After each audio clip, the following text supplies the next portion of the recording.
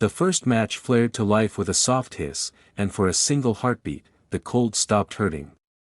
If you're watching this right now, don't scroll away, because this is not just a Christmas story. It's a reminder of what happens when the world forgets to look down at the smallest souls walking its streets. And before this story ends, it might quietly change the way you see kindness forever. Snow fell like silent feathers from a dark winter sky, covering the city in white while bells rang and laughter spilled from warmly lit windows. Inside those homes were tables heavy with food, candles glowing, families gathered close. Outside, barefoot on frozen stones, walked a little girl with thin hair peeking from beneath a worn scarf, her dress too light for the night, her hands trembling as she clutched a small wooden box of matches. Her name was Lena.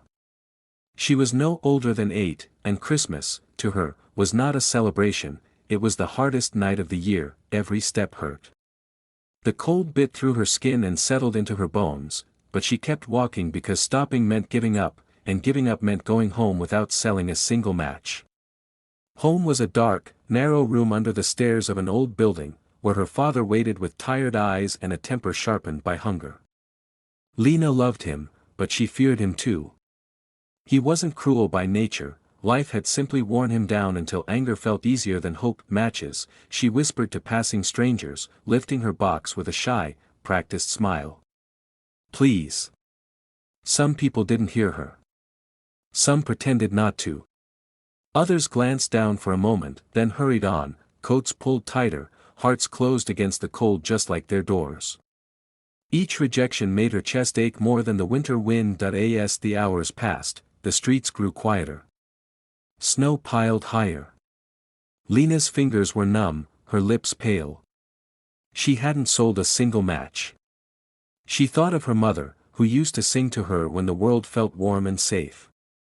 Her mother's voice lived only in memory now, soft and fading, like the echo of a song heard long ago. Finally, Lena slipped into a narrow alley to escape the wind. She crouched beside a brick wall, curling in on herself to keep what little warmth she had left. Her eyes fell on the matchbox in her hands. One match wouldn't matter, she told herself. Just one. She struck it, the flame flickered, small and fragile, but in its glow, the alley disappeared. Lena saw a room filled with golden light. A fireplace crackled, and warmth wrapped around her like a blanket. She stretched her hands toward it, smiling for the first time that night. But the flame burned out quickly, and the cold rushed back in, crueler than before. Her stomach growled. Lena struck a second match. This time, she saw a table set for Christmas dinner, roasted chicken, steaming soup, bread so fresh it seemed to breathe. She imagined the taste, imagined sitting down without fear, without hunger. The flame died, and the vision vanished, leaving only the snow and silence. Tears stung her eyes, freezing on her lashes. She hesitated, then struck a third match. Now she saw a Christmas tree, tall and glowing, candles dancing among green branches, ornaments shining like stars. Beneath it were gifts, simple ones, wrapped with care. Lena felt something warm bloom in her chest. Not hunger. Not heat. Hope, but hope, like the match, was brief. As the light faded, Lena noticed something new in the darkness. A figure stood before her, gentle and familiar. Her grandmother.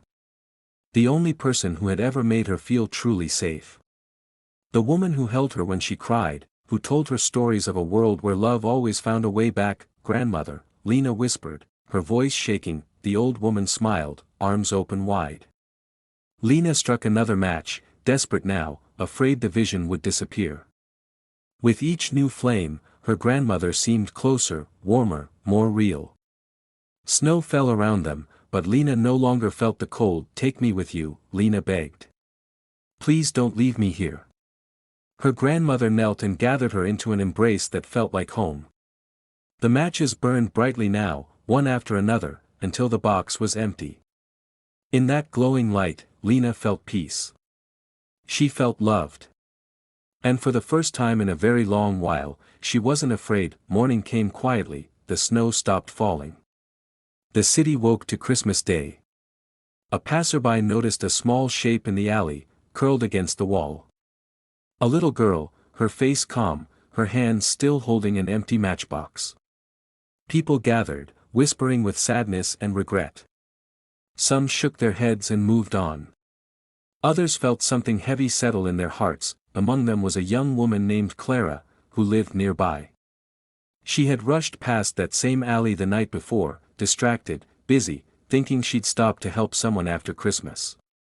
Now, looking at Lena's still form, Clara felt tears spill down her cheeks. Too late, she thought.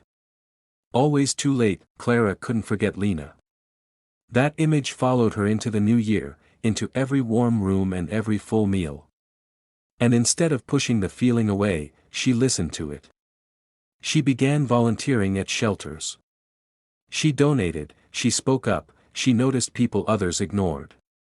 Lena's story became the quiet voice in her heart that said, "Stop. Look. Care." Because while Lena's life was small and fragile, its meaning was not. Christmas is not only about lights and gifts and songs. It's about seeing the unseen. About understanding that a single act of kindness, a coat, a meal, a moment of attention, can change everything for someone standing in the cold. That if this story touched you, if it made you pause, then let it move you to action. Like this video so more hearts can hear Lena's story. Subscribe to the channel, because stories like this remind us who we are meant to be. And this Christmas, or any day after, when you see someone shivering in the shadows, remember the little match girl. Sometimes, being someone's miracle doesn't take much. It just takes noticing, and choosing kindness before the light fades.